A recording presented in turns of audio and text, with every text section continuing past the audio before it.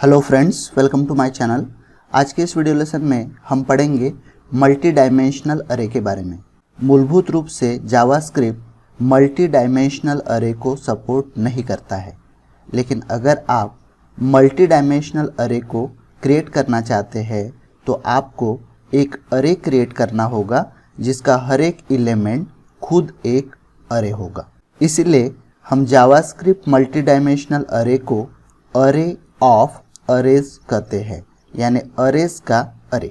Multi dimensional अरे declare करने के लिए हमें सेम सिंटैक्स यूज करना होता है जो हम वन डायमेंशनल अरे के लिए यूज करते हैं।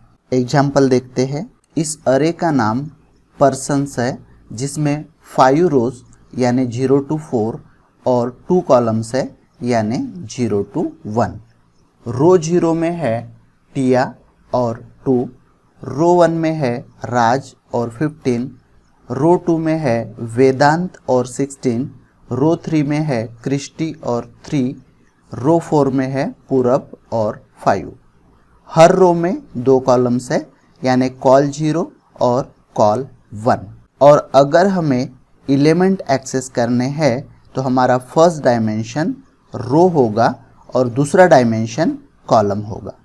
यानी मुझे वेदांत की एज एक्सेस करनी है तो मैं उसे इस तरह से एक्सेस कर सकता हूँ, पर्सन्स सबस्क्रिप्ट 2 सबस्क्रिप्ट 1, यानी दूसरे रो का फर्स्ट कॉलम, क्योंकि दूसरे रो के 0th कॉलम में वेदांत का नाम स्टोर है।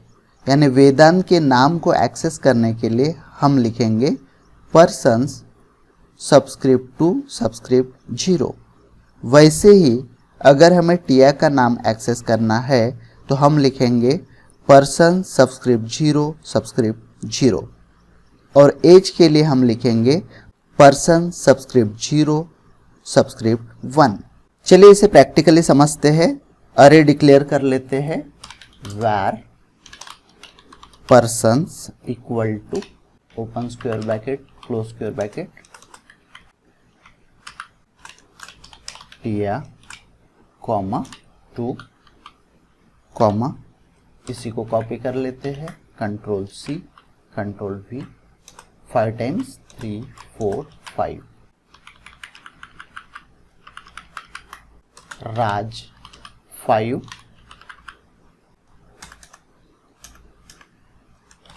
वेदांत 16,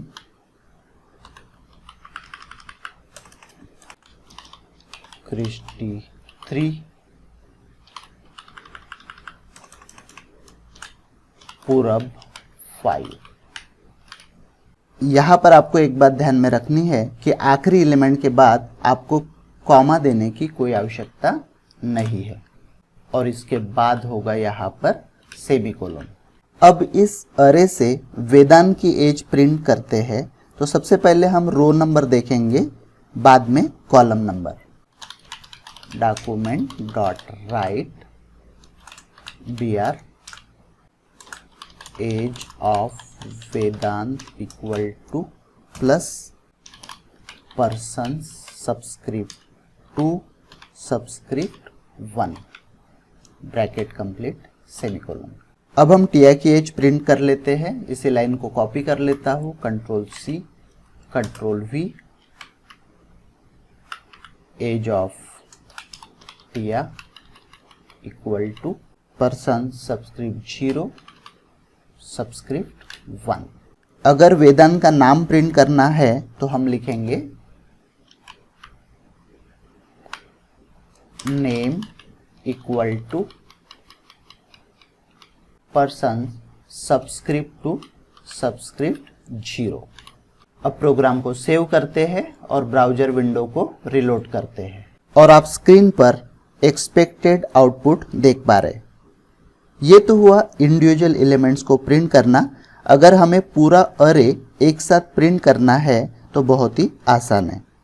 डॉक्यूमेंट डॉट राइट अरे का नाम यानी पर्सन्स सेमीकोलन, यहाँ पे br ऐड कर देते हैं, br प्लस पर्सन्स। प्रोग्राम को सेव करते हैं, ब्राउजर विंडो को रिलोड करते हैं। और आप स्क्रीन के ऊपर कंप्लीट अरे के कंटेंट्स देख सकते हैं। अगर हम इन एलिमेंट्स को वन बाय वन एक्सेस करना चाहते हैं तो हमें यूज करना होगा नेस्टेड लूप। यहां से इतना कोड डिलीट कर देते हैं।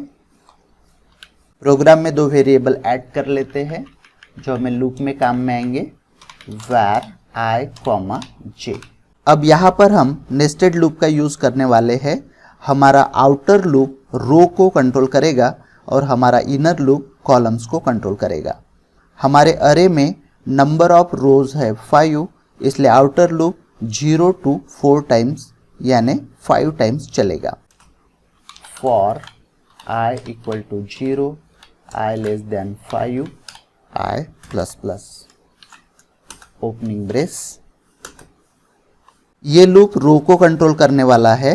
अब हम इनर लूप लिखेंगे जिसके थ्रू हम कॉलम को कंट्रोल करेंगे और हमारे अरे में कॉलम्स 2 है, एक नेम के लिए और दूसरा एज के लिए, इसलिए ये लूप 2 बार चलेगा यानी 0 to 1।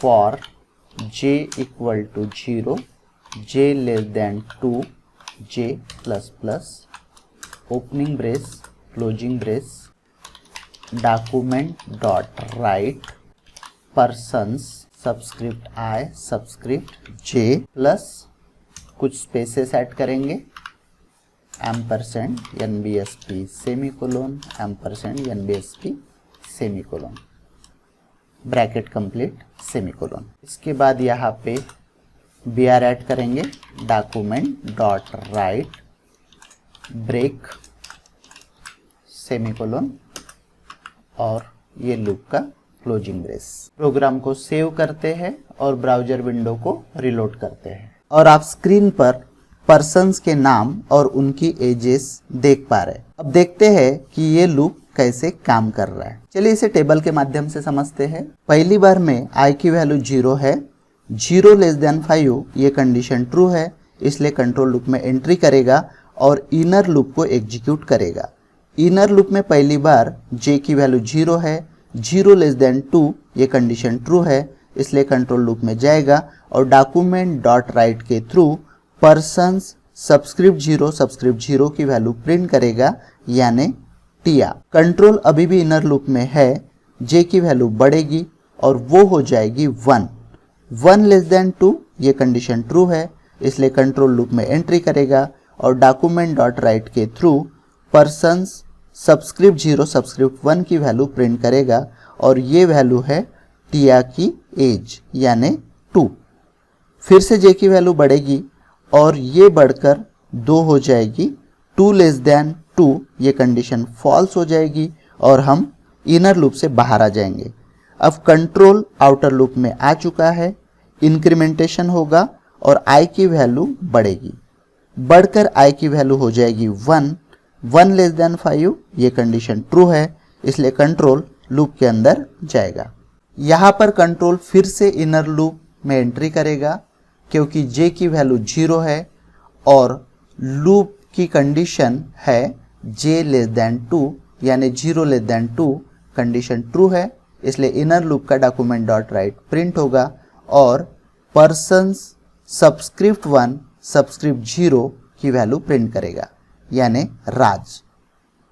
इनर लूप कंटिन्यू होगा, j की वैल्यू इंक्रीमेंट होगी और j की वैल्यू बढ़कर हो जाएगी 1 लेस देन 2 ये कंडीशन ट्रू है, इसलिए फिर से कंट्रोल इनर लूप में जाएगा और document dot write persons subscript 1 की वैल्यू प्रिंट करेगा यानी राज की एज 15। फिर से इनर लूप में इंक्रीमेंटेशन होगा और j की वैल्यू बढ़कर 2 हो जाएगी, 2 लेस देन 2 ये कंडीशन फॉल्स हो जाएगी और हम इनर लूप से बाहर आ जाएंगे।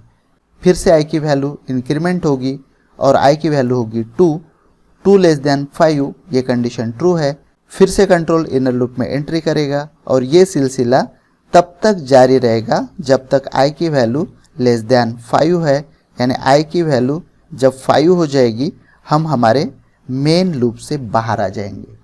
तो इस तरह से ये प्रोग्राम काम करता है। मुझे आशा है आपको ये वीडियो पसंद आया होगा। अगर वीडियो पसंद आया तो वीडियो को लाइक कीजिए और चैनल को सब्सक्राइब कीजिए। Thanks for watching.